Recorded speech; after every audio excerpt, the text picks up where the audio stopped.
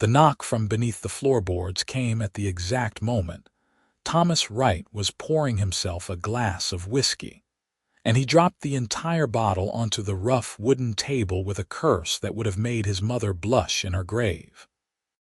3 sharp raps, deliberate and controlled, echoed up through the planks of his small frontier cabin. Thomas froze, his hand hovering over the spreading puddle of amber liquid that represented the last of his comfort in this God's forsaken wilderness. For a heartbeat, he considered that he had imagined it, that isolation and paranoia had finally caught up with him after 6 months of living alone on the edge of the graywood forest. Then it came again, softer this time, almost pleading. He reached for the hunting knife on his belt, moving with the quiet efficiency that 2 years as a border scout had taught him. The cabin was small, just 1 room with a sleeping loft, a stone fireplace, and precious little furniture. He had chosen it precisely because it was remote, because nobody would think to look for a deserter this far into the frontier. The irony that someone or something was now literally underneath his refuge was not lost on him. Thomas knelt beside the worn rug near his bed, pulling it aside to reveal the floorboards beneath. The cabin had been built by someone else, abandoned when the raids got bad, and he had never bothered to investigate its construction too closely. Now he could see that the boards here were slightly different from the rest, newer perhaps, or replaced. "They are still looking," a voice whispered up through the gaps, and Thomas nearly fell backward in shock. It was feminine, husky, with an accent that made the common tongue sound almost musical despite the urgency in her tone. And unless he was very much mistaken, it carried the distinctive depth of an orc voice. "Who are you?" Thomas whispered back, his mind racing through possibilities. This could be a trap. The King's Guard had been known to use elaborate ruses to flush out deserters, but they would not use an orc, would they? Orcs were the enemy, had been for generations, ever since the border wars began. "My name is not important. Please, they search the woods above. I heard them pass your dwelling. If they find the entrance to these tunnels, they will find me." Thomas pressed his ear to the gap between boards. "Who is looking for you?" "The hunters. The ones who wear your king's colors and carry iron chains. Slavers." Thomas felt his stomach turn. The practice was officially illegal, but everyone on the frontier knew it happened. Orc captives fetched high prices in the fighting pits of the southern cities, or as labor in the deep mines where human workers refused to go. The King's Guard turned a blind eye, sometimes participated for a cut of the profits. "Why should I help you?" he asked, even as he was already working his knife into the gap between boards, testing which ones might lift. There was silence for a moment. Then, "Because I heard you singing 3 nights past, the song about the river and the willow tree. My mother used to sing that song to me when I was small, before the raids took her. Someone who sings such songs might have kindness left in their heart." Thomas remembered that night. He had been drunk, melancholy, thinking about his sister who had died of fever the winter before the war. The song had been her favorite. He had not known anyone could hear him out here. "Those hunters might search this cabin," he said. "Then I will take my chances in the tunnels. I only ask that you do not tell them of the entrance if they ask." He could do that much, Thomas supposed.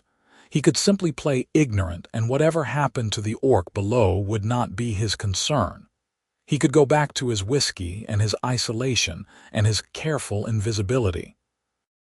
Instead, he found himself prying up 3 of the floorboards, revealing a darkness below that smelled of earth and stone and something else, something faintly spiced that he could not identify.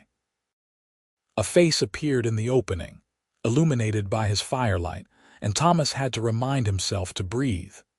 She was young, perhaps 20, with the distinctive green skin of the forest orc clans, darker than spring grass but lighter than pine needles. Her tusks were small and delicate, barely protruding past her upper lip, and her eyes were a startling amber color that seemed to glow in the shadows. Her black hair was bound back in a thick braid, and her face was smudged with dirt and what might have been dried blood. "Thank you for not betraying me," she said quietly. "I will move deeper into the tunnels now." "Wait," Thomas said, surprising himself. "How long have you been down there?" 2 days, maybe 3, I lost count." "When did you last eat?" She hesitated. 4 days, perhaps." Thomas cursed again and went to his pantry, such as it was. He had dried meat, hard cheese, some bread that was only slightly stale. He wrapped these in a cloth and brought them back to the opening. "Here, take this." The orc girl stared at the bundle as if it might bite her. "Why would you do this?" "Because I am not so far gone that I can let someone starve beneath my floor," Thomas said gruffly. "Take it before I change my mind." She reached up with hands that were strong and calloused, the hands of someone who knew hard work. Her fingers brushed his as she took the food, and he felt the warmth of her skin, the surprising softness of it despite the calluses. "What is your name?" she asked. "I should know the name of the one who showed mercy." "Thomas Wright, and yours?" "Zurga, of the Ironwood clan." "Or I was before they cast me out." "Why did they cast you out?" Zurga's amber eyes met his, and he saw pain there and pride. "I refused to participate in a raid on a human settlement. There were children there, young ones who had done no wrong. I said this was not our way, that we fought warriors, not babes. The clan chief said I was weak, corrupted by human sentiment. He said I was no true orc." Thomas sat back on his heels, processing this. Everything he had been taught said that orcs were savage, that they killed indiscriminately, that they were incapable of mercy or moral reasoning. Yet here was one who had been exiled for refusing to harm children. "How did you end up in these tunnels?" he asked. "I fled south, hoping to cross the border into the free territories. But the hunters found my trail. I discovered this tunnel system by chance, an old warren perhaps, or smuggler's routes. I have been trying to navigate them, but they twist and turn, and I am lost." Before Thomas could respond, he heard it. The sound of horses, multiple riders coming up the path toward his cabin. His blood went cold. "Get back," he hissed at Zurga. "Stay silent no matter what you hear." She vanished into the darkness below without argument, and Thomas quickly replaced the floorboards and threw the rug back over them. He grabbed his own horse's saddle and tossed it over the opening for good measure, trying to make it look casual, like storage. Then he went to the door, wiping his sweaty palms on his trousers. The riders numbered 5, all wearing the king's colors, all armed with swords and crossbows. Their leader was a tall man with a scar across his nose and the cold eyes of someone who enjoyed his work too much. "Evening, friend," the man said, though his tone suggested they were anything but friends.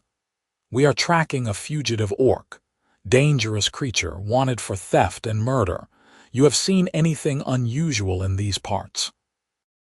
Thomas leaned against his doorframe with the practiced ease of someone who had nothing to hide. "Have not seen another soul in weeks, human or otherwise. What makes you think an orc would come this far out?" "This one is clever," the scarred man said. "Been leading us on a chase for days. We tracked it to this area, but the trail went cold. Mind if we take a look around your property?" Thomas did mind very much, but refusing would be suspicious.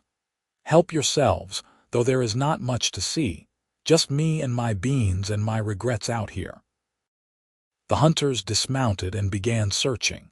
2 of them checking his small barn where he kept his mare, 2 others walking the perimeter of the cabin, and their leader following Thomas inside. The scarred man's eyes swept over the sparse interior, taking in the spilled whiskey, the unmade bed, the general air of bachelor squalor. Living rough out here, he observed. Suits me fine, Thomas said. Got tired of crowds. You look like you might have been military, the hunter said, his gaze landing on Thomas's boots, which were indeed army issue, though worn and old now. Did my time on the border like most men my age, Thomas said carefully. Got my discharge, came out here for some peace. It was not quite a lie. He had served on the border. The part about an honorable discharge was creative interpretation. The hunter walked slowly around the room, and Thomas's heart hammered against his ribs as the man approached the area where the floorboards concealed Zurga. He stopped right on the rug, right on top of the hidden entrance. Floorboards sound hollow here, the hunter said, and Thomas thought he might be sick. Old cabin, Thomas said with a shrug he did not feel. Built on stone foundation, lots of gaps underneath for air flow. Keeps the wood from rotting in the damp. The hunter stared at him for a long moment, and Thomas held his gaze, letting every card game he had ever played, every lie he had ever told, every performance he had ever given inform his expression of mild, disinterested cooperation. Finally, the hunter nodded. If you see anything, there is a bounty. 200 gold crowns for information leading to the capture of this particular orc. Thomas whistled low. 200 must be some orc. Killed 3 men, the hunter said flatly. Tore them apart with her bare hands, according to witnesses. Thomas thought of Zurga's gentle hands taking the food, her amber eyes full of pain at the memory of her mother. He thought of her refusing to raid a village with children. Sounds terrifying, he said. I will keep my eyes open. The hunters left as the sun was setting, riding back toward the main road with promises to return if they picked up the trail again.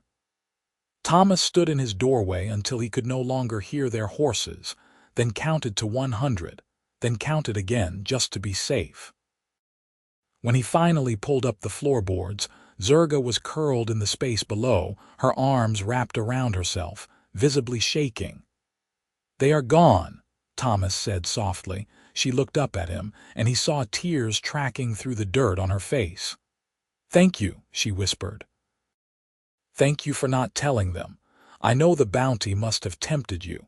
200 crowns is more money than most see in years. Thomas had not really considered taking the bounty, which surprised him.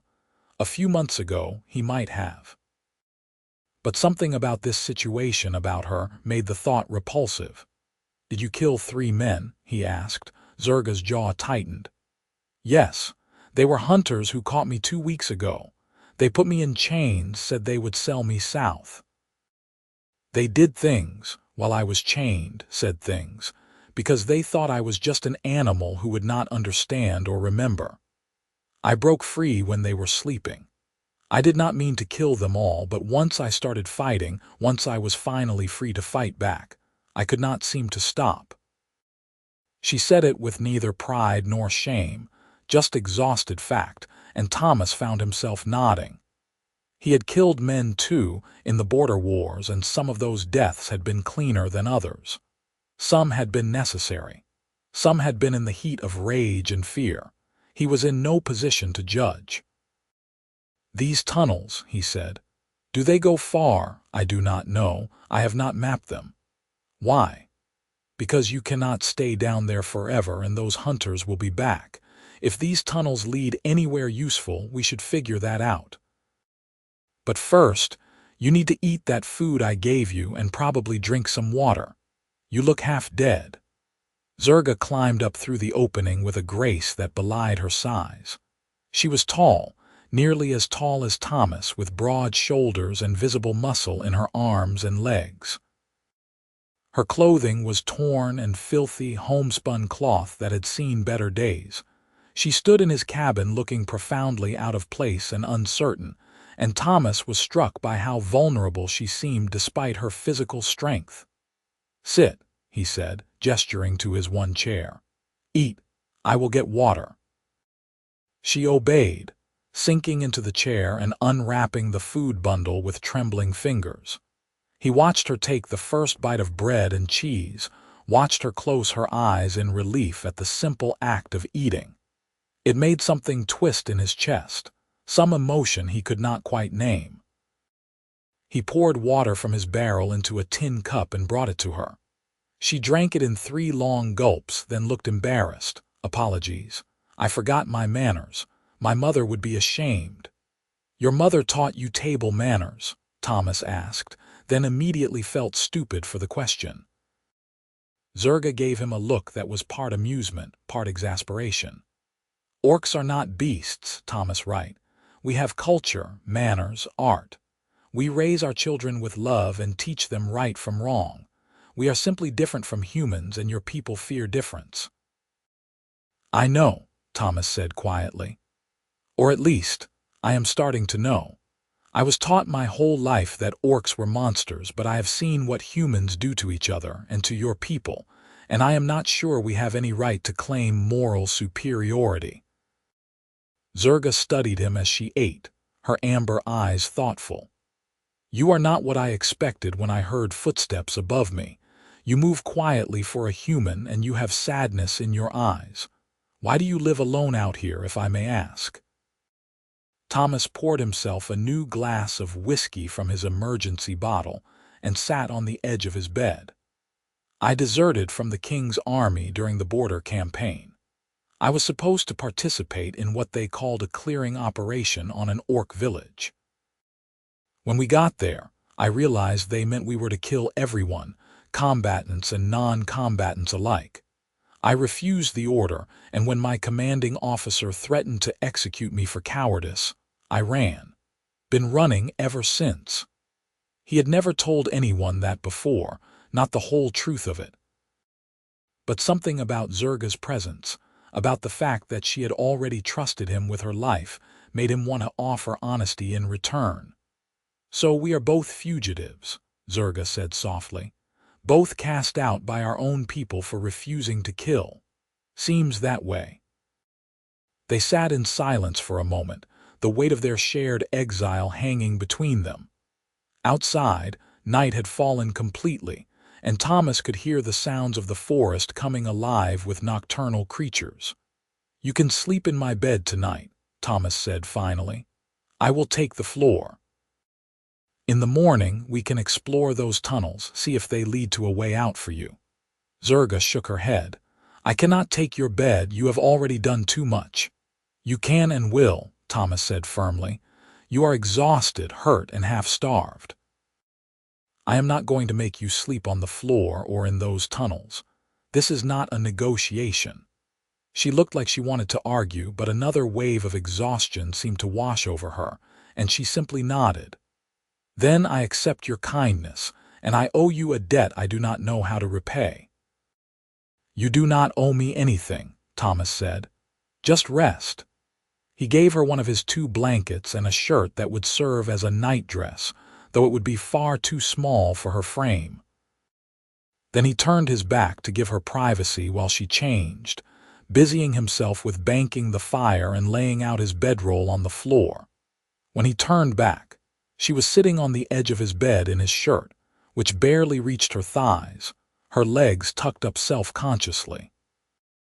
Her hair was out of its braid now, falling in thick waves around her shoulders, and without the dirt and blood, he could see that she was startlingly beautiful, in a way that was entirely different from human beauty but no less compelling. "Sleep well, Zurga of the Ironwood clan," he said softly.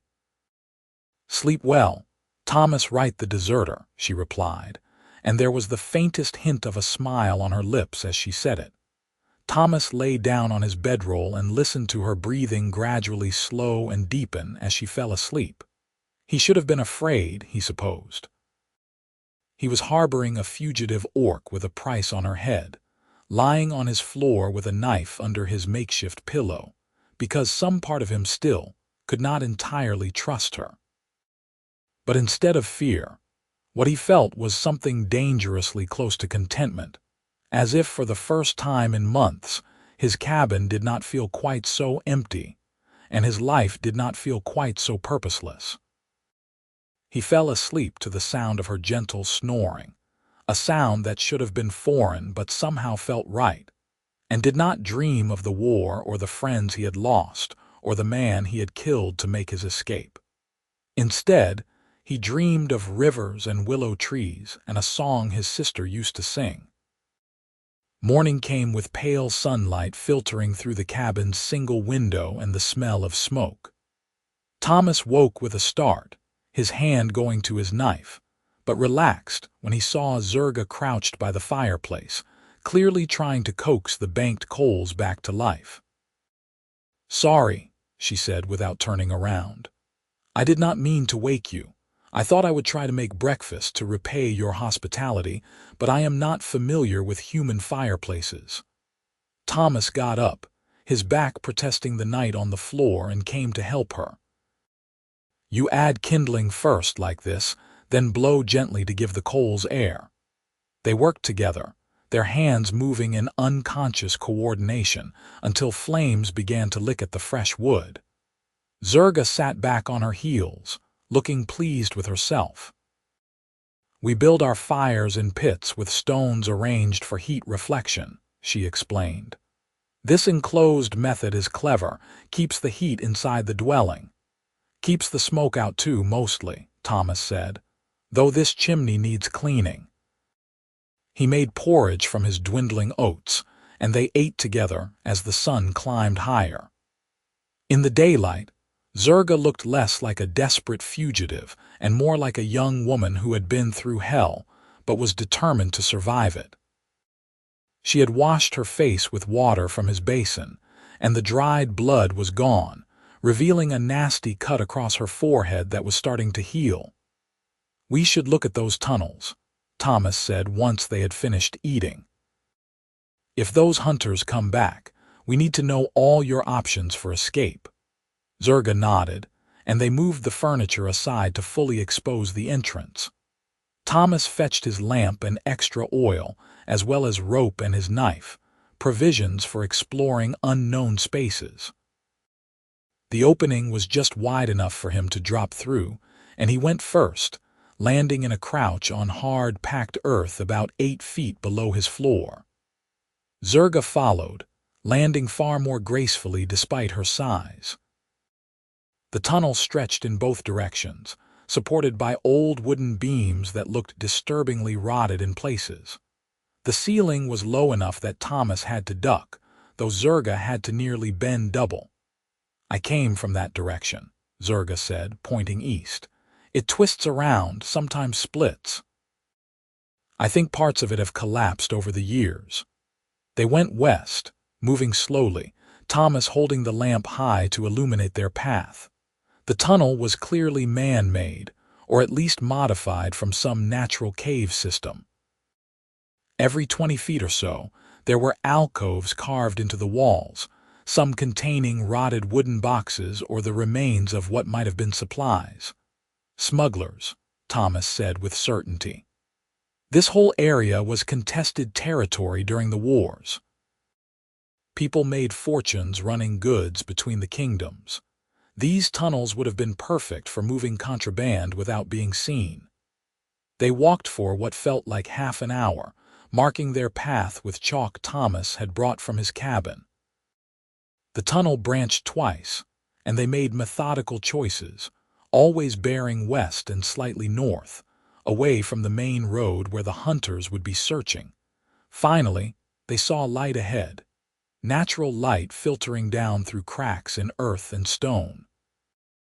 The tunnel ended at a collapsed section, but through the gaps, Thomas could see forest and sky. "This could work," he said, examining the collapse. "With some digging, we could open this up enough for you to slip through. It would put you a good 2 miles from my cabin in dense forest. You could continue south from here without being tracked back to me." Zurga was quiet, standing in the dim light with her arms wrapped around herself. "And then what?" she asked softly. "I keep running, keep hiding until they catch me or I starve. I have no clan, no place in this world. The free territories are another 100 miles of dangerous travel through lands I do not know. I am not sure I can make it." Thomas heard the defeat in her voice, and it bothered him more than it should. "Then we find another option," he said. "What other option is there?" He did not have an answer for that, not yet. They made their way back through the tunnels in silence, both lost in thought. When they emerged back into his cabin, the sun was high and Thomas's stomach was reminding him that porridge had been many hours ago. He made a simple meal of fried salt pork and bread, and they ate without talking much. Zurga seemed to have retreated into herself, her eyes distant and sad. Thomas found himself wanting to comfort her, but not knowing how. "Tell me about your clan," he said finally. "Before the exile. What was it like?" Zurga looked up, surprised by the question. "You truly wish to know?" "I do." She set down her fork and seemed to gather her thoughts. "The Ironwood clan has lived in the deep forests for generations beyond counting. We build our homes in the trees and on the ground both, great structures of wood and living vine. We hunt the deer and the boar, and we grow mushrooms and tubers in the shadow groves. Our smiths make tools and weapons that are known throughout the orc lands for their quality." Her eyes had lit up as she spoke, and Thomas found himself leaning forward, genuinely interested. "My mother was a story keeper," Zurga continued. "She memorized the histories of our people, the old songs and legends, and taught them to the young. My father was a hunter, one of the best. He could track a wounded stag for days through rain and wind and never lose the trail. They loved each other deeply, which is considered fortunate among my people, as most marriages are arranged for clan benefit." "What happened to them?" Thomas asked gently. "My mother died of fever when I was 12. My father died in a border skirmish 3 years ago, fighting against soldiers who wore the same uniform you once did. I do not hold that against you," she added quickly, seeing his expression. "War is war, and soldiers follow orders. But it hardened my heart, made me want revenge. I trained with weapons, became skilled in combat, and when the clan chief called for a raid, I volunteered eagerly." "But you changed your mind," Thomas said. "We scouted the human village first, as is proper tactics. I watched for 2 days from the forest. I saw a mother hanging laundry while her daughter played nearby. I saw an old man carving toys for children. I saw people living their lives, just as my people live ours. And I realized that killing them would not bring my father back, would not honor my mother's memory. She taught stories of honor, of fighting with purpose, not slaughter for revenge." Thomas reached across the table and covered her hand with his, a gesture of comfort that surprised them both. "That took more courage than any battle," he said. Zurga looked down at their joined hands, her expression complex. "The clan did not see it that way. The chief said I had become weak, that human sympathy had poisoned my warrior spirit. They gave me 1 night to leave or face trial and execution for cowardice." "Their loss," Thomas said firmly. "Any people who would kill one of their own for showing mercy are not worth belonging to. Easy to say when you still have the option of returning to your people if you chose." "I have nowhere to return to." "Neither do I, really," Thomas admitted. "If I went back, it would be to a noose or a firing squad. I am as cut off from humanity as you are from your clan. Maybe more so, because at least you left with your honor intact." They sat like that for a moment, hands still touching across the rough table, 2 exiles finding unexpected understanding in each other. The moment was broken by the sound of horses again, distant but approaching. Thomas jerked his hand back and went to the window, cursing under his breath. "The hunters?" Zurga asked, already moving toward the tunnel entrance. "Wait," Thomas said, peering through the gap in the shutters. "It is just 2 riders, and they do not look like the hunters from yesterday." Indeed, as the riders came closer, Thomas could see they were locals, farmers from the settlement 5 miles east. He recognized old Henrik and his son Marcus, both decent men who had occasionally traded with Thomas for game or herbs. "Hide anyway," Thomas said to Zurga, "just to be safe. Take the lamp down with you and wait at the first branch. If I call down that it is safe, you can come back up." Zurga vanished through the floor, and Thomas replaced the boards quickly before going to greet his unexpected visitors.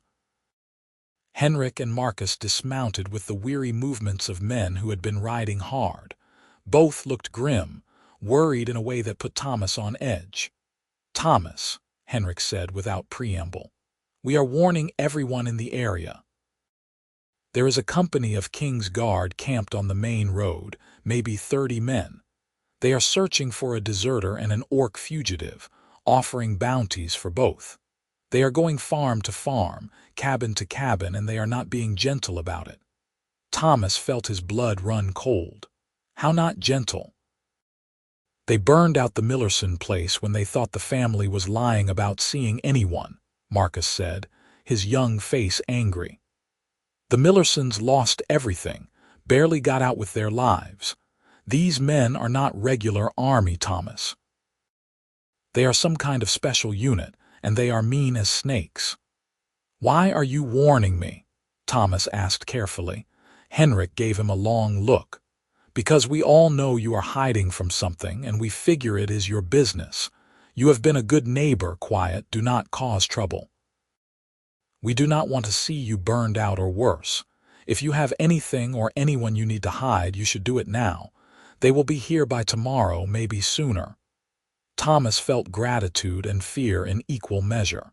"Thank you, Henrik. Truly, I will not forget this." "There is one more thing," Marcus added. "They have a tracker with them, a witch woman who claims she can smell lies and find hidden things. She is the real danger. The soldiers are just muscle, but she is the one finding people. A witch, a truth seeker." Thomas had heard of such people, rare individuals with gifts for magic that the crown sometimes employed. If she was as good as Marcus implied, hiding Zurga in the tunnels would not be enough. After Henrik and Marcus left, riding off to warn the other scattered homesteaders, Thomas paced his cabin trying to think. 30 soldiers plus a witch would search this place top to bottom. They would find the tunnel entrance, would probably send men down into the passages to search. Even if Zurga fled deep into the tunnel system, they could trap her, wait her out, or use dogs to track her. "You can come up," he called down. "The visitors are gone." Zurga emerged looking pale. "I heard some of what was said. A witch woman. This is very bad, Thomas. There are orc shamans who have similar gifts. If she is skilled, she will know I have been here, will sense my presence in this place." "Then we need to muddy the trail," Thomas said, an idea forming. "If she senses orc presence, we give her a reason for it that does not involve you hiding here." "What do you mean?" Thomas went to his chest and pulled out his old army gear, things he had kept meaning to burn or bury but had not gotten around to disposing of. Among the items was a collar, a slave collar designed for orc prisoners, complete with chain. Zurga recoiled from the sight of it. "What are you doing with that?" "I took it off an orc woman during the war," Thomas said quietly. "There was a group of slavers operating with our unit, taking prisoners for profit. I set her free one night, gave her my rations, and pointed her toward safe territory. Kept the collar as a reminder of why I hated what we were doing. Now it might save your life." "I do not understand." Thomas took a breath, hoping this did not sound as insane out loud as it did in his head. "You are not a fugitive hiding in my cabin. You are my property, an orc slave that I own legally. There is no bounty on orc slaves, only on fugitives. If they find evidence of you here, we tell them you are mine, that I bought you from traders last month. It is legal if distasteful. They will have no cause to arrest you or me." Zurga stared at him. "You want me to pretend to be your slave?" "I want you to stay alive," Thomas corrected. "And this is the only way I can think to do it. We would need to make it convincing. You would need to wear the collar when they arrive, act the part. It would be humiliating, and I hate asking it of you, but it might work." She turned away from him, her shoulders tense. When she spoke, her voice was thick with emotion. "I swore I would never wear chains again. I swore I would die first." "I know," Thomas said softly. "And if you want to run, if you want to try the tunnels and take your chances in the forest, I will help you. I will give you supplies, everything I can spare. But I do not think you will make it, Zurga, not with 30 soldiers and a witch hunting you. This way, you survive. You stay here safe until the search moves on.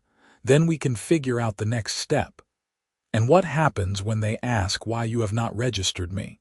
All slaves must be registered within a month of purchase, or so I understand human law." Thomas had not thought of that. "Then we say I was planning to do it next time I went to town. We say I am new to this, did not know the exact time frame. We pay the fine for late registration if we have to." Zurga turned back to him, and her amber eyes were fierce. "And you would do this? You would claim ownership of me, put yourself at risk of being discovered as a deserter, all to keep me safe?" "Yes," Thomas said simply. "Why, you do not know me. I am nothing to you, just an orc who happened to be hiding under your floor." Thomas struggled to put his feelings into words. "You remind me why I deserted in the first place. You are proof that everything I was taught about your people was a lie. And I think maybe we are not so different, you and I. We are both trying to survive in a world that does not want us. If I can help you do that, then maybe my exile means something. Maybe I did not run away for nothing." Zurga closed her eyes, and when she opened them, they were wet with tears. "I will do it. I will wear your collar and play the part of your slave. But Thomas Wright, you must promise me something." "Anything. Promise me that when this is over, when the danger has passed, you will take this collar off me and never ask me to wear it again. Promise me that whatever this pretense is, it ends when they leave." "I promise," Thomas said solemnly. "And Zurga, I need you to understand something. This is a lie we are telling them. It is not real. You are not my property, not now, not ever. You are a free person who is choosing to wear a symbol of slavery to stay safe. The moment you want it off, the moment you want to leave, you just say the word." She nodded, wiping at her eyes with the back of her hand. "Then we should prepare. If they come tomorrow, we need to make this convincing." They spent the rest of the day creating the fiction of Zurga's enslavement. Thomas cleared out a corner of the cabin and made a rough pallet there, the kind of sleeping space a slave might be given. They hid the evidence of her eating at his table, made it look like she had been sleeping on the floor since her arrival. Thomas even found an old set of rough work clothes that would look more appropriate for a slave than his shirt. The collar itself was the hardest part. When Thomas opened the iron ring and held it out to her, Zurga hesitated for a long moment before bowing her head to allow him to place it around her neck. The click of the lock engaging seemed to echo in the small cabin, and Thomas felt physically ill at the sight of it on her. "How does it feel?" he asked. "Like death," Zurga said quietly. "Like every nightmare I have had since the hunters first chained me." Thomas reached for the lock, ready to take it off immediately. "We will find another way." "No," Zurga said, catching his hand. "I can bear it, I must bear it. But please, let us practice what we will say, how we will act, so that I do not have to wear this longer than necessary." They rehearsed their story late into the night. Thomas had purchased Zurga from traveling merchants 3 weeks ago. She was a house slave, cooking and cleaning for him, nothing more. He had not yet registered her because he rarely went to town and had not realized the urgency of the requirement. Yes, she was expensive, but he had saved money from his army service. No, he had not considered the moral implications, as it was legal, and he needed help maintaining his homestead. The lies tasted like ash in Thomas's mouth, but Zurga was remarkably good at playing her part. She practiced moving with downcast eyes, speaking in short deferential sentences, standing behind and to the left of Thomas as a slave would be expected to do. It was awful to watch her diminish herself this way, and Thomas hated every moment of it. "You are very convincing," he said after one particularly good rehearsal. Zurga's smile was bitter. "I watched how the humans treated orc prisoners during the wars. I know what they expect to see. A broken, submissive creature who is grateful for any small kindness. It is not difficult to pretend, though it burns my pride like acid." "I am sorry," Thomas said. "I am so sorry for asking this of you." "You are trying to save my life," Zurga replied. "That is nothing to apologize for. Now we should sleep. If they come tomorrow, we will need our wits about us." That night, Zurga slept on the pallet in the corner, wearing the collar, and Thomas lay awake in his bed listening to her breathing and feeling like the worst kind of hypocrite. He had deserted rather than participate in atrocities against her people. Yet here he was, putting a slave collar on a woman who had shown him nothing but trust. The fact that it was necessary, that it might save her life, did not make it feel any less wrong. The king's guard arrived at noon the next day, just as Henrik had predicted. Thomas heard them coming and gave Zurga a quick nod. She immediately dropped into character, busying herself with sweeping the already clean floor, her eyes downcast, the collar visible at her throat. The knock on the door was more like a pounding, aggressive and demanding. Thomas opened it to find himself facing a captain in polished armor, flanked by 4 soldiers with crossbows at the ready. "Thomas Wright?" the captain asked. "That is me. What can I do for the king's guard?" "We are conducting a search of all residences in this area. We have reason to believe a dangerous fugitive may be hiding in the region. You will allow us to inspect your property." It was not a question, but Thomas nodded anyway. "Of course, Captain. I have nothing to hide." The soldiers filed in, and Thomas saw their eyes immediately go to Zurga. One of them, a young man barely out of his teens, actually took a step back, his hand going to his sword. "You have got an orc in here," he said, his voice rising in pitch. "I do," Thomas said calmly. "She is my slave. Purchased legally 3 weeks ago." The captain's eyes narrowed. "You have documentation of this purchase?" Thomas had known this question would come. "The merchants I bought her from gave me a bill of sale, but I lost it during a storm last week when my roof leaked. I have not yet had time to go to town for a replacement registration." "That is convenient," the captain said dryly. "It is the truth," Thomas said, meeting his gaze steadily. "You can check with the magistrate in town if you like. I am planning to register her next week." One of the soldiers had approached Zurga, who kept her eyes on the floor, her body language radiating submission. "This the fugitive we are looking for, you think?" he asked the captain. "Wrong coloring," another soldier said. "The one we want has darker skin, and she is supposed to be fierce, a fighter. This one looks half dead." The captain walked slowly around Zurga, inspecting her the way one might inspect livestock, and Thomas had to force himself to remain calm and neutral. "How did you afford a slave on a homesteader's income?" the captain asked. "I saved money during my military service," Thomas said, "and she was not that expensive. The merchants were eager to sell, said she was too gentle to work the mines and too plain to sell to a pleasure house." It was a calculated insult, and Thomas saw Zurga's jaw tighten almost imperceptibly. But she kept her eyes down, kept playing the role. The captain seemed to consider this. "Still, we will need to search your property thoroughly. My men will check the cabin and the surrounding area. You and your slave will wait outside." Thomas and Zurga stood in the yard while soldiers ransacked his small cabin. He could hear them overturning furniture, checking the floorboards, searching every corner. His heart nearly stopped when he heard someone say, "Captain, there is a hollow space under the floor here." The captain went inside, and Thomas exchanged a quick glance with Zurga. This was it, the moment where their deception would either hold or crumble. After a few minutes, the captain emerged. "There are tunnels under this cabin. Old smuggler passages by the look of them. Did you know about these?" "I knew the floor sounded hollow in places," Thomas said. "I assumed it was just the foundation. I have never actually investigated." "We are sending men down to search them," the captain said.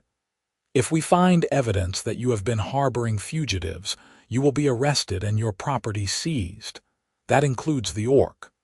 Thomas nodded, trying to look unconcerned while his mind raced.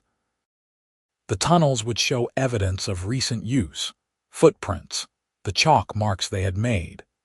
If the soldiers were thorough, they would realize someone had been moving through them recently. 3 soldiers descended into the tunnels with torches, and the wait was agonizing. Thomas stood with his hands clasped behind his back, the picture of patience, while inside he was screaming. Beside him, Zurga was so still she might have been carved from stone. Finally, after what felt like hours but was probably only 30 minutes, the soldiers emerged from the tunnels, dusty and annoyed. "Passages go on forever, Captain," one of them reported. "We found evidence that someone has been down there, recent footprints and some marks on the walls." Could be anyone, though, probably local kids or smugglers. The captain turned to Thomas. "You have never been down there." "Not personally," Thomas lied smoothly.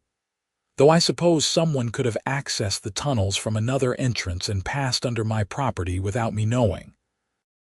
These old smuggler routes connect all over the region, or so I have heard."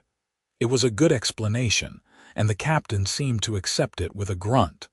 "We will be checking all the tunnel entrances we can find. If you are lying, we will discover it." "I understand, Captain." The soldiers were preparing to leave when a woman rode up on a gray mare, and Thomas felt a chill run down his spine. She was dressed in dark robes, her hair was wild and gray, and her eyes were the flat black of a crow's. This had to be the witch. She dismounted and walked straight to Thomas and Zurga, her gaze moving between them with unnerving intensity. When she reached them, she circled Zurga slowly, sniffing the air like a hound on a scent. "This one reeks of fear," the witch said, her voice raspy and old. "Fear and shame and rage all bottled up tight." "She is a slave," the captain said. "All slaves fear their masters to some degree." The witch shook her head. "This is different. This fear is fresh, recent. And there is something else, something I cannot quite name." She reached out suddenly and grabbed Zurga's chin, forcing her head up. Zurga's amber eyes met the witch's black ones, and for a moment, Thomas thought Zurga might break character and snap the woman's arm. But Zurga held, allowing herself to be manhandled, even letting her lower lip tremble as if she might cry. "Please," Zurga whispered. "I have done nothing wrong. I belong to the master. I am his property." The words clearly pained her to say, and the witch seemed to sense this, her eyes narrowing. "Why are you so afraid, orc? What are you hiding?" "I am afraid because I remember being hunted," Zurga said, and Thomas realized she was telling a version of the truth. "I remember being chained by men in the king's colors. I remember thinking I would die in those chains. My master saved me from that fate, bought me from the merchants, and now I fear you will take me away from the small safety I have found." It was brilliant, using her real trauma to sell the lie, and the witch seemed thrown by it. She released Zurga's chin and stepped back, her expression troubled. "She speaks truth," the witch said to the captain. "At least she believes what she says. I sense no deception in her words about being purchased and owned." The captain nodded. "Then we have wasted enough time here. Mount up. We have a dozen more homesteads to search before dark." The soldiers left, and the witch went with them, though she looked back once at Zurga with an expression Thomas could not read. He and Zurga stood frozen in place until the sound of hooves had faded completely into the distance. Then Zurga's legs seemed to give out and she sank to the ground, her hands going to the collar at her throat. "Get it off," she gasped. "Please, Thomas, get it off me now." Thomas fumbled with the key, his hands shaking so badly he could barely fit it into the lock. When the collar finally opened and fell away, Zurga tore it from her neck and threw it as hard as she could into the woods. "I am sorry," Thomas said, kneeling beside her. "I am so sorry you had to go through that." Zurga was crying, great heaving sobs that shook her whole body. "She touched me like I was a thing, like I was nothing. And I had to let her. I had to stand there and let her paw at me like livestock." Thomas wanted to comfort her, to put his arms around her, but he was not sure if touch would be welcome right now. Instead, he just stayed close, kneeling in the dirt beside her while she cried out the fear and humiliation of the last hour. When her tears finally subsided, she looked up at him with red eyes. "You were right. It worked. We convinced them, but I do not think I can do that again, Thomas. If they come back, if they ask me to prove I am your slave, I do not think I can bear it." "Then we will find another way," Thomas promised. "No more collars, no more pretending. We will figure something else out." They went inside and Thomas made strong tea while Zurga sat by the fire, wrapped in a blanket despite the day's warmth. She was clearly in shock, and Thomas found himself hovering anxiously, wanting to help but not knowing how. "Talk to me," Zurga said finally. "Tell me something, anything. I do not want to be alone with my thoughts right now." So Thomas talked. He told her about his childhood in a small village, about his sister who had died, about his mother who had been a seamstress and his father who had worked in the mill. He told her about joining the army because it was expected, because it was what young men did in his family. He told her about the friends he had made and lost in the war, about the things he had seen that still haunted his dreams. And somehow, talking about his own pain seemed to help ease hers. Zurga began to respond, to share her own stories, and they spent the afternoon in a kind of mutual unburdening, two damaged people finding solace in honesty. As evening fell, Thomas made dinner, and they ate together at the table like equals, like friends. The collar was gone, lost in the woods where neither of them would have to look at it again, and the threat of the king's guard had passed, at least for now. "They will move on," Thomas said. "Henrik said they are searching the whole region. They cannot spend forever looking for one fugitive orc. In a week or two they will give up and go back to wherever they came from." "And then what happens to me?" Zurga asked quietly. "I cannot stay here forever, hiding in your cabin, and I cannot go back to my people. What future is there for an exile with no clan and no home?" Thomas had been thinking about this very question. "What if you did not have to leave? What if you stayed here with me?"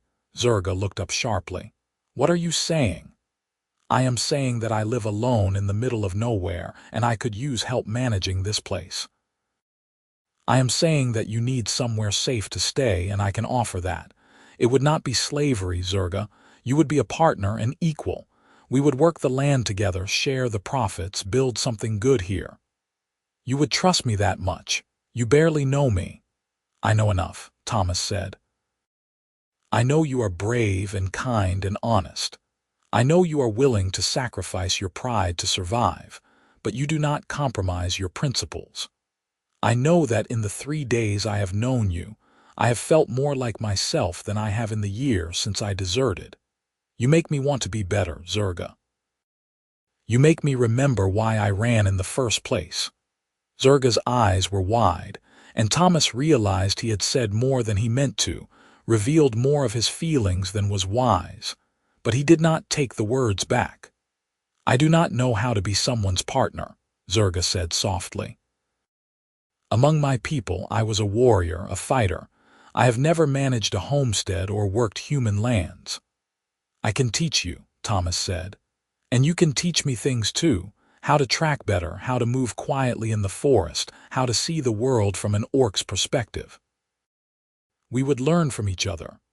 Zurga was quiet for a long moment, and Thomas held his breath, waiting for her answer. Finally, she looked up at him, and there was something in her amber eyes that made his heart race. I will stay, she said. For now, at least. Until I know what else I might do with this life I have been given. But Thomas, you must understand something. If I stay, if I build a life here with you, people will talk. They will assume things about our relationship, about why a human man would allow an orc woman to live with him as an equal. Let them talk, Thomas said. I do not care what people think. You say that now, but you have not faced the kind of prejudice that would come from being associated with an orc. You have not been called names, been spit on, been treated as less than human because of who you choose to care about. Is that what you think will happen? Thomas asked. That I will care about you? Zurga met his gaze steadily. I think it might already be happening, for both of us. The admission hung in the air between them, dangerous and thrilling and terrifying all at once. Thomas wanted to deny it, to laugh it off as the stress of the situation creating false intimacy. But he could not lie to her, not after everything they had been through. You are right, he said quietly. I do care about you. I know it is too soon, I know it makes no sense, but there it is. If that makes you uncomfortable, if you want to leave because of it, I will understand. And if it does not make me uncomfortable, Zurga asked. If I told you that I feel the same pull toward you, the same impossible attraction, what then? Thomas's heart was pounding so hard he was sure she could hear it. Then I would say we should take it slowly, get to know each other properly, see if what we are feeling is real or just the intensity of the circumstances throwing us together. Zurga nodded. That is wise. We should be careful, thoughtful. We should not rush into anything we might regret. Exactly, Thomas agreed. They stared at each other across the table, and Thomas had never wanted to kiss someone more in his entire life. But he held himself back, held himself to the wisdom of his own words, even as every instinct screamed at him to close the distance between them. I should prepare my bed, Zurga said finally, standing. It has been a very long day. Take the real bed, Thomas said. I will sleep on the floor again. No, Zurga said firmly. We are partners now, equals. We will trade nights in the bed, or we will both sleep on pallets on the floor, but I will not take your bed while you sleep on hard wood like a servant. They compromised by both making pallets, laying them out side by side near the fireplace where the warmth would keep them comfortable through the night. It felt dangerously intimate, sleeping so close to each other, but also right in a way Thomas could not explain. As they lay in the darkness, listening to the fire crackle and the night sounds of the forest outside, Zurga spoke softly. Thank you, Thomas, for saving me, for protecting me, for seeing me as a person instead of a monster. I will not forget your kindness. Thank you for trusting me, Thomas replied, for giving me a reason to feel human again. They fell asleep like that, not touching but close enough to hear each other breathe. And Thomas dreamed of a future where the color of one's skin did not matter, where orcs and humans could live side by side without fear or hatred. It was a foolish dream, perhaps, but lying there in the darkness with Zurga sleeping peacefully nearby, it felt almost possible. The next weeks passed in a rhythm of work and companionship that Thomas had not known he was missing. Zurga proved to be a quick learner and a tireless worker. She helped him repair his fences, tend his small garden, hunt game in the surrounding forest.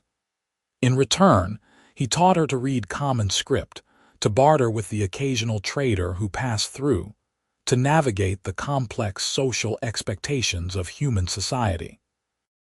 They were careful to maintain the fiction that Zurga was his slave when anyone else was around, though it burned both of them to do it.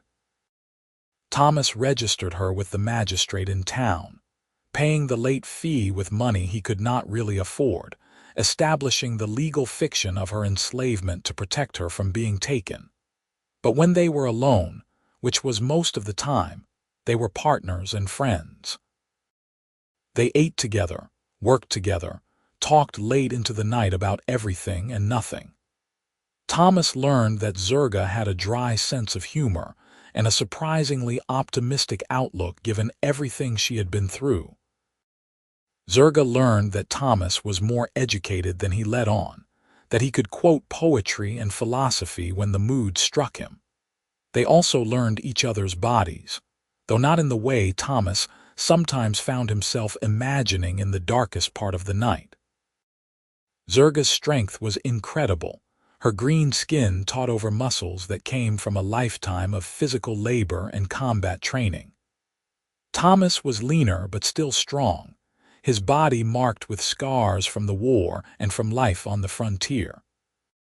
Sometimes when they worked together, their hands would brush, their shoulders would touch, and Thomas would feel a jolt of awareness that had nothing to do with friendship and everything to do with desire. He could see the same awareness in Zurga's eyes, the way her gaze would linger on him when she thought he was not looking. But they had agreed to take things slowly, and so they did, dancing around their attraction while building something solid underneath it. A month after the king's guard had searched the cabin, Henrik and Marcus came to visit again, this time with their wives and children in tow. It was meant to be a social call, a welcoming to the community, but Thomas could see the curiosity in their eyes as they watched Zurga move around the cabin. "She seems well treated," Henrik's wife Margaret said carefully, watching Zurga prepare tea for the guests. "She is," Thomas said. "I do not believe in cruelty. Still, it must be strange having an orc in your home. Are you not afraid she might turn on you?" Thomas looked at Zurga, who was pretending not to hear the conversation but whose shoulders had gone tense. "No," he said firmly. "I trust her completely. She has proven herself loyal and hardworking. I am lucky to have her." It was as close as he could come to defending her in public, and he saw Zurga relax slightly at his words. The visit was awkward but not hostile, and when the family left, Henrik pulled Thomas aside. "The way you look at her," Henrik said quietly. "That is not how a man looks at property, Thomas. That is how a man looks at a woman he cares for. Be careful. There are laws against that sort of thing, and people talk." Thomas felt his face flush. "I do not know what you mean." "Yes, you do," Henrik said, not unkindly. "I am not judging you, Thomas. Lord knows the heart wants what it wants.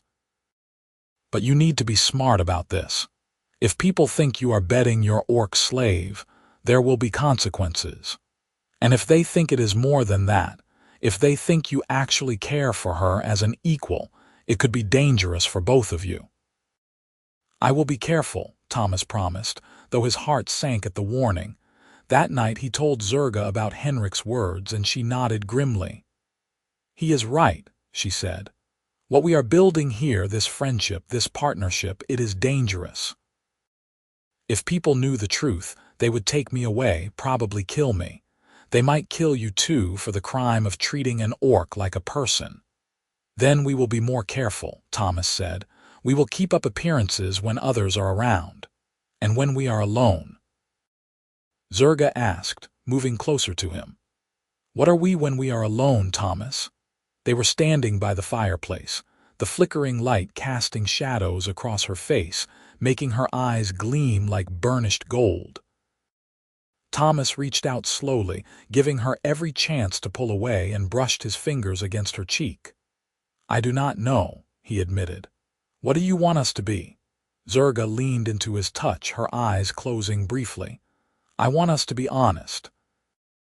I want to stop pretending that this is just friendship, that I do not think about you constantly, that I do not want more than I should want."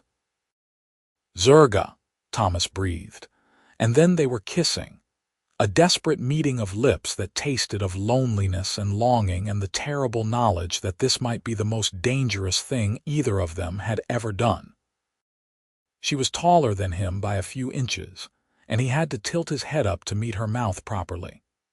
Her tusks were smooth against his skin, her lips soft and full, and when she made a small sound of need in the back of her throat, Thomas felt his knees go weak. They broke apart, both breathing hard, and stared at each other in the firelight. "We should not do this," Zurga said, but her hands were fisted in his shirt, holding him close. "I know," Thomas agreed, even as he leaned in to kiss her again. This time it was slower, deeper, a thorough exploration that left them both shaking. Thomas ran his hands over her shoulders, her back, learning the feel of her through the rough fabric of her clothes. Zurga held his face between her hands like he was something precious, her touch gentle despite her strength. When they finally pulled apart for good, Thomas rested his forehead against hers, trying to catch his breath. "I do not want to just bed you and forget about it in the morning," he said quietly. "If we do this, if we become lovers, it means something to me. It means you mean something to me." "I know," Zurga said. "You mean something to me too, Thomas Wright. You mean everything, and that terrifies me." "We will figure it out," Thomas promised. "We will find a way to make this work." They did not make love that night, both needing time to process what had just happened, to understand the magnitude of the step they were taking. But they slept on their pallets pushed together, Zurga's head on Thomas's shoulder, his arm wrapped around her waist, and it felt like coming home. The next morning they woke tangled together, and Thomas spent a long moment just watching Zurga sleep, memorizing the curve of her jaw, the way her lashes lay against her green skin, the small scar above her left eyebrow that he had never noticed before. When she woke and found him staring, she smiled, a real smile that lit up her whole face. "Good morning," she said softly. "Good morning," Thomas replied, and kissed her because he could, because she was his and he was hers, and the world outside could go hang for all he cared. They spent the day working as usual, but everything felt different now, charged with new meaning. Every touch was deliberate, every glance loaded with promise. By the time evening came, the tension between them was almost unbearable. "I want you," Zurga said bluntly as they sat down to dinner. "I want to be with you properly, not just kissing and sleeping close." "Is that what you want too?" Thomas felt heat rise in his face, but he met her eyes steadily. "Yes, but are you certain? There is no going back from this, Zurga. Once we cross this line, everything changes." "Everything has already changed," she said. "It changed the moment you did not turn me over to those hunters. It changed when you put that collar on me and promised to take it off. It changed every single day I have spent learning to trust you. I want this, Thomas. I want you." They made love that night on Thomas's bed, slowly and carefully, learning each other's bodies with patience and tenderness. Zurga was strong and sure in her movements, but also vulnerable in a way that made Thomas's chest ache.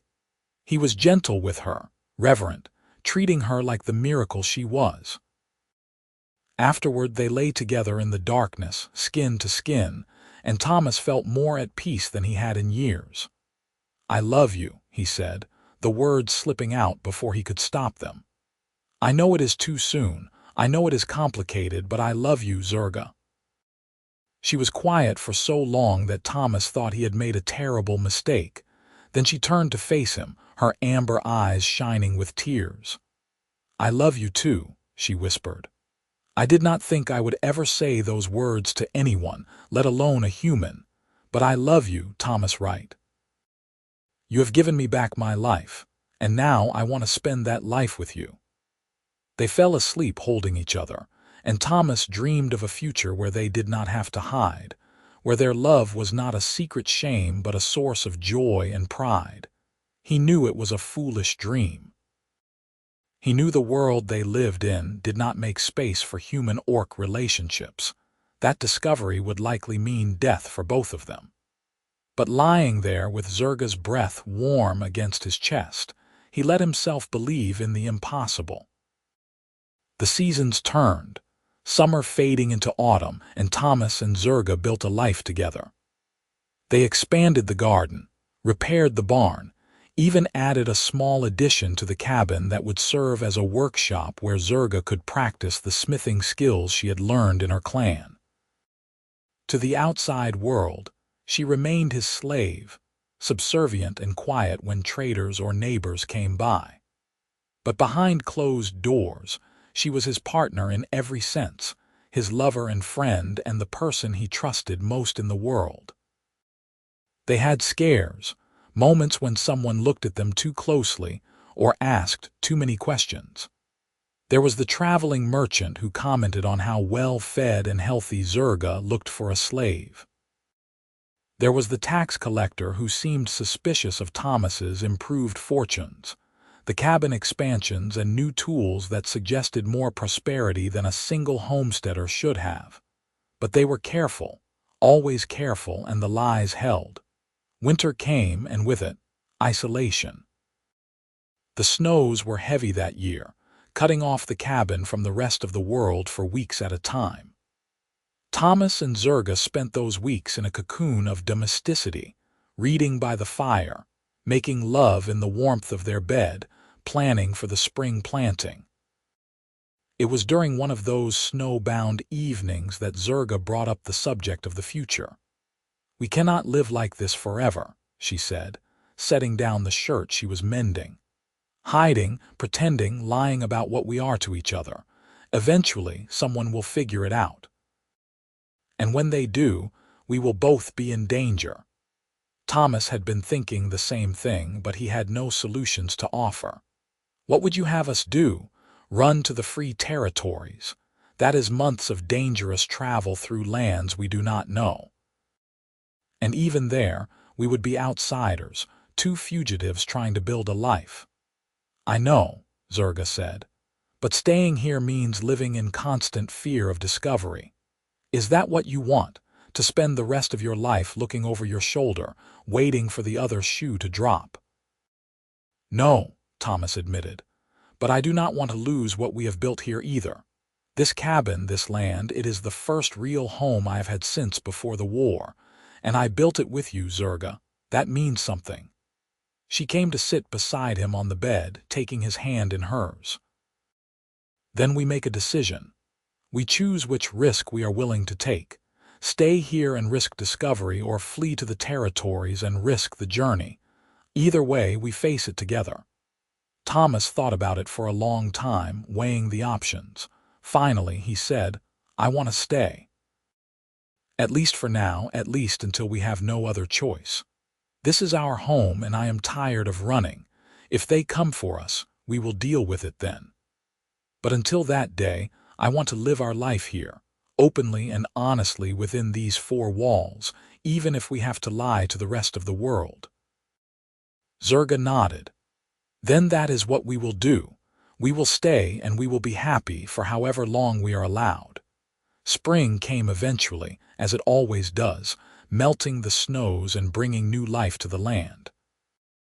Thomas and Zurga planted their garden larger than before, with plans to sell the excess at the market town. They were building something sustainable, something that could last. It was in late spring, when the first green shoots were just beginning to show, that everything changed.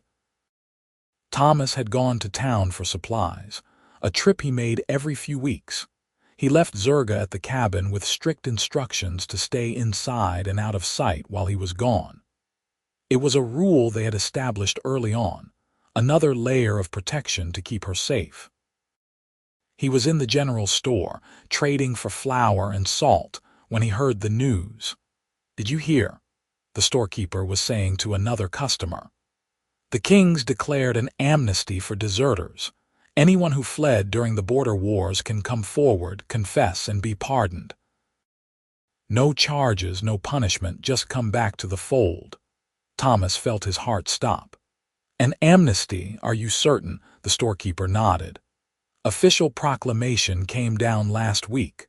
The war is over, has been for 6 months now. The king wants to heal the nation, bring everyone back together. Deserters, draft dodgers, all forgiven if they register with the local magistrate. Thomas's mind was racing. If he could be pardoned, if he could clear his name, then he would no longer be a fugitive. He could own land legally, could register Zurga properly without fear of being recognized as a wanted man. It could change everything. But it could also be a trap, a way to flush out deserters and execute them quietly. He would be taking a massive risk by coming forward. He finished his business in town and rode back to the cabin in a daze, trying to decide what to do. Zurga took one look at his face when he walked in and knew something was wrong. What happened? He told her about the amnesty, about the possibility of clearing his name. If it is real, if I can truly be pardoned, it would give us options we do not have now. I could legally own this land. I could protect you better. Or it could be a trap, Zurga said, voicing his own fears. You could walk into that magistrate's office and be arrested on the spot. I know. But if I do not take this chance, we will always be living in limbo, always waiting for someone to recognize me. At least this way we would know. One way or another we would know. Zurga cupped his face in her hands, forcing him to meet her eyes. This is your decision, Thomas. I will support you either way. But please be certain before you risk yourself. I cannot lose you. Thomas covered her hands with his own. I need to do this. I need to try, but I will be smart about it. I will go to the magistrate, gauge his reaction, and if anything seems off, I will walk away. I promise you, I will not take stupid risks. They spent the night holding each other, both afraid of what the morning might bring. At dawn, Thomas dressed in his best clothes, the ones he saved for town, and prepared to ride to the magistrate's office. If I am not back by sunset, take the horse and run, he told Zurga. Use the tunnels, head for the free territories, and do not look back. I will wait for you, Zurga said stubbornly.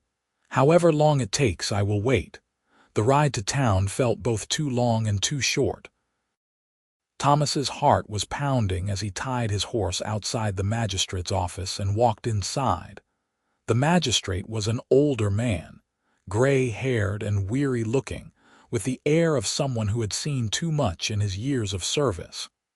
He looked up as Thomas entered, his expression neutral. Can I help you, son? Thomas took a deep breath. I am here about the amnesty for deserters. The magistrate's eyebrows rose. I see, and you are confessing to desertion. Yes, sir, I fled during the border campaign, refused an order that I believed to be immoral. I have been living in hiding since, but if the amnesty is real, I wish to clear my name and return to society. The magistrate studied him for a long moment, then pulled out a large ledger book. Name and unit: Thomas Wright, 3rd Border Scouts, under Captain Marcus Venn. The magistrate wrote this down, then consulted another set of papers. I have your name here on the deserter list, marked as fled after refusing to participate in a village clearing operation. Is that accurate? Yes, sir. And have you committed any other crime since your desertion? Theft, assault, murder? No, sir. I have lived quietly on a homestead, bothering no one. The magistrate nodded slowly. The amnesty is real, son. The king wants this chapter closed, wants to bring the nation together. You will need to sign a confession and a loyalty oath, pay a small processing fee, and then you will be clear. No charges, no punishment. Thomas felt tears of relief prick his eyes. Thank you, sir, thank you. He signed the papers, paid the fee from his carefully hoarded coins, and walked out of that office a free man for the first time in over a year. The ride back to the cabin was a blur of joy and relief, and when he burst through the door, Zurga leaped up from where she had been sitting by the window, clearly watching for him. "It worked," Thomas said, sweeping her into his arms. "The amnesty is real. I am pardoned. I am free." Zurga held him tight, and he felt her tears soaking into his shirt. "I was so afraid," she whispered. "I thought they might take you from me." "Never," Thomas promised. "I will never leave you. We are in this together for as long as you will have me." They celebrated that night, a simple meal that felt like a feast, drunk on relief and possibility. And later, in their bed, Thomas made love to Zurga with a freedom he had not felt before, without the weight of his fugitive status hanging over them. But even as things improved for Thomas, Zurga's situation remained precarious. She was still legally his slave, still forced to maintain the fiction of servitude when others were around. The amnesty had solved one problem but created new complications. It was Zurga who finally brought it up, a few weeks after Thomas's pardon. "You could free me," she said carefully. "Now that you are legally clear, you could manumit me, give me my freedom officially." Thomas had thought about this, but the reality was more complicated than it sounded. "If I free you, you become an independent orc on human lands, which is illegal in this territory. They would either enslave you again or force you to leave. The only reason you can stay now is because you are registered as my property. So I remain your slave forever." Zurga asked, and there was pain in her voice. "Even though we love each other, even though we are partners, I must still wear that legal collar." "Not forever," Thomas said. "Just until we can find another solution. Maybe we could move to the free territories eventually, where different laws apply. Or maybe the laws will change here. The king ended the war, pardoned deserters. Perhaps there is hope for more reform." But they both knew he was grasping at straws. The reality was that their relationship existed in a legal and social gray area that could collapse at any moment. The solution, when it came, was unexpected. It was summer again, a year since Zurga had first knocked on Thomas's floorboards, and they were working in the garden when a rider approached. Thomas tensed, always wary of unexpected visitors, but relaxed when he recognized Henrik. The older man dismounted with a grim expression. "Thomas, we need to talk, somewhere private." They went inside, and Henrik's eyes flicked to Zurga, who was maintaining her usual submissive posture in front of company. "She can hear this," Thomas said. "Whatever you have to say, she should know." Henrik raised his eyebrows but did not argue. "There is going to be trouble. The magistrate has received orders from the capital. They are conducting a census of all slaves in the territory, checking papers, investigating anyone who cannot prove legal ownership or proper registration. It is part of a crackdown on illegal slavery on black market operations." Thomas felt cold dread wash over him. "When?" "They will be here in 2 weeks, maybe less. Thomas, if your papers are not in perfect order, they will confiscate Zurga and investigate you for fraud. And I have heard rumors that they are particularly interested in cases where slaves are being treated too well, where there might be inappropriate relationships between owner and property." Someone had talked, Thomas realized. Someone had noticed how he looked at Zurga, how they interacted, and had reported their suspicions. "What do I do?" Thomas asked, his voice rough with fear. Henrik was quiet for a moment, then said, "There is one option. It is not ideal, and I do not know if you will even consider it. But it is the only legal way I can think of to protect her." "Tell me." "Marry her." Thomas stared at him. "What? Marry her?" Henrik repeated. "If you marry Zurga, she becomes your wife, not your slave. The laws about human orc marriage are unclear, murky at best. But there is precedent from the old days before the wars, when such unions were rare but not illegal. As your wife, she would have legal protections. They could not confiscate her or separate you. But that would mean admitting our relationship, Thomas said. It would make us targets. You are already targets, Henrik said bluntly. At least this way you have the law nominally on your side. I know a priest, old Father Benedict, who might be willing to perform the ceremony quietly. He is progressive, believes in love across all boundaries. It is a risk, but it might be your only option. After Henrik left, Thomas and Zurga sat in stunned silence. Marriage, Zurga said finally. He is suggesting we actually marry. Is that so terrible? Thomas asked carefully. I love you, you love me. We are already living as partners. This would just make it official. It would also make us visible, Zurga said. Right now, people can choose to overlook us, to pretend they do not see what we are to each other. But if we marry, there would be no hiding it. We would be declared, openly defying social norms. Thomas, people have been killed for less. I know, Thomas said, but Henrik is right. We are already in danger. At least this way we have legal standing.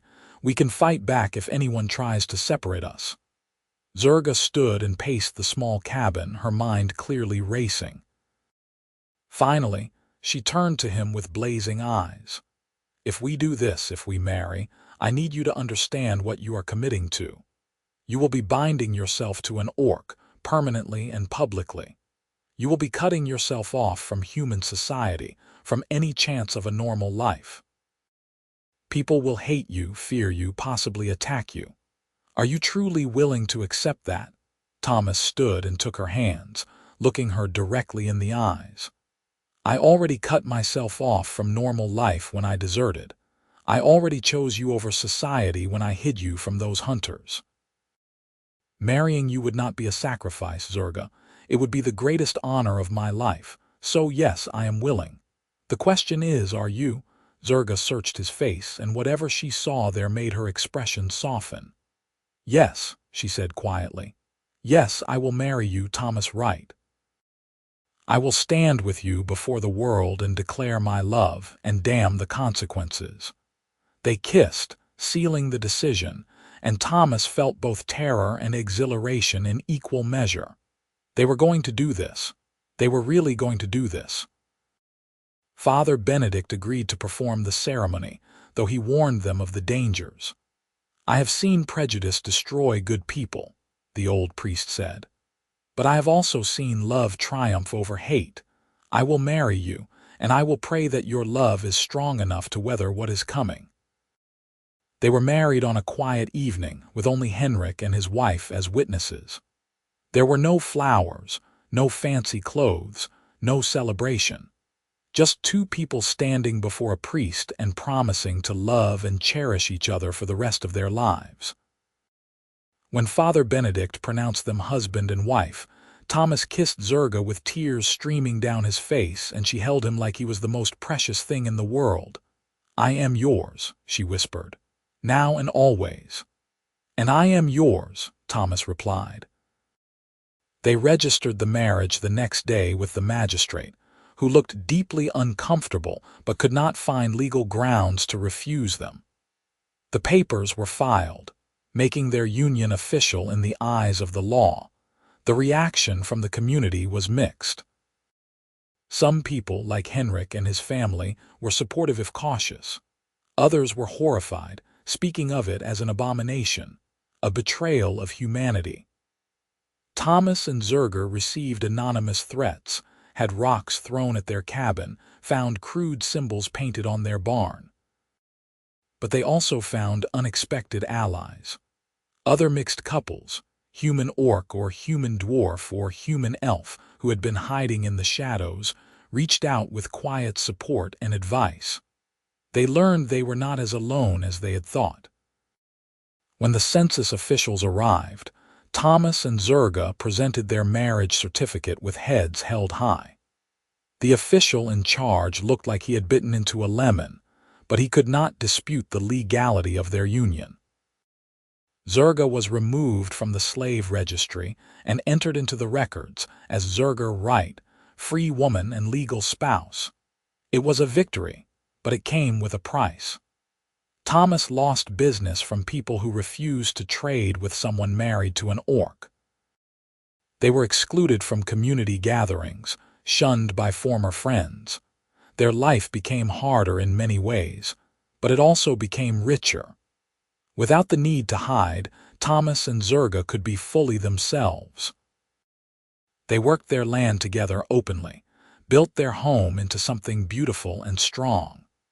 Zurga's smithing skills brought in income from the few people willing to overlook prejudice for quality work. Thomas hunted and farmed, and together they created a life that was unconventional but deeply satisfying. 2 years after their marriage, Zurga discovered she was pregnant. The news terrified them both, as they had no idea what to expect from a half-human, half-orc child. But when their daughter was born, healthy and perfect, with green-tinted skin and tiny tusks in her father's blue eyes, they fell in love all over again. They named her Sarah, after Thomas's sister, and she became the center of their world. Raising her came with challenges, as they had to decide how to navigate a society that might not accept her. But they were determined to give her a childhood filled with love and security, to teach her to be proud of both halves of her heritage. More years passed, and slowly, grudgingly, the community began to accept the Wright family. It helped that Thomas was skilled and fair in his dealings, that Zurga's smithwork was the best in the region, that little Sarah was sweet and charming to everyone she met. Prejudice did not disappear, but it became less overt, less violent. Other mixed couples began to come out of hiding, inspired by Thomas and Zurga's example. Slowly, incrementally, the social landscape began to shift. It would take generations for real change, but they had planted a seed. On their 10th anniversary, Thomas and Zurga stood on the porch of their cabin, now expanded into a proper house, watching Sarah play with the children of their neighbors. The same neighbors who had once thrown rocks now came to dinner, tentatively building bridges. "You regret it?" Zurga asked, leaning against Thomas's shoulder. "The hardship, the struggle, all we have been through." Thomas wrapped his arm around his wife and pulled her close. "Not for a single moment. You are the best thing that ever happened to me, Zurga. You and Sarah, this life we have built. I would do it all again in a heartbeat." Zurga turned to kiss him, slow and sweet, and Thomas marveled at how far they had come from that desperate night when a knock came from under his floorboards. They had faced fear and prejudice, legal barriers and social ostracism. They had risked everything for love, and somehow, miraculously, they had won. Not completely, not perfectly, but enough. Enough to build a life, to raise a child, to be happy. As the sun set over their land, painting the sky in shades of orange and gold, Thomas held his wife and watched his daughter play, and he knew that he was exactly where he was meant to be. The knock from under the floorboards had changed his life, had brought him the greatest love he had ever known. And standing there on his porch, surrounded by the life they had built together, Thomas Wright was grateful for every moment of the journey that had brought him here. Their story was not over, would never truly be over as long as they drew breath. There would be more challenges, more struggles, more moments of fear and doubt, but they would face them together, as they had faced everything else. And that, Thomas thought as Zurga's hand found his and Sarah's laughter rang out across their land, was more than enough. It was everything.